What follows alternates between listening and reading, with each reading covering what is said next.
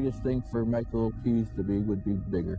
I was going to do what I had to do to fight, win, and survive. I was approached by some coaches in the United States and said that if you really want to win a gold medal, you're going to have to take steroids.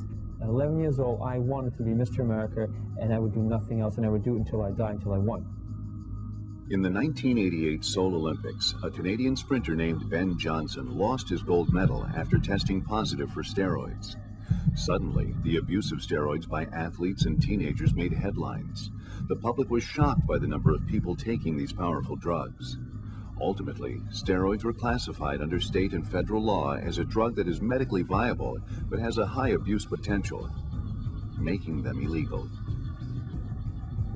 The abuse of steroids and other performance-enhancing drugs appears to have grown and gotten more complicated. There continues to be scandals and successes by athletes and entertainers who use performance-enhancing drugs.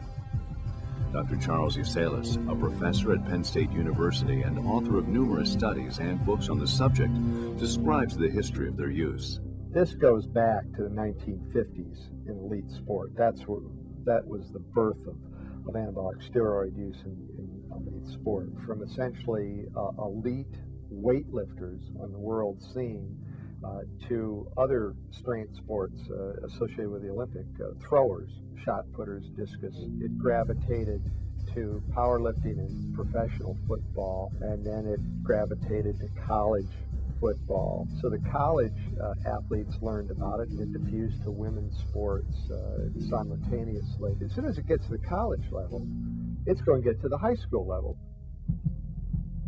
Developing muscles and strength quickly can be a powerful incentive to use steroids for both young athletes or pro football players.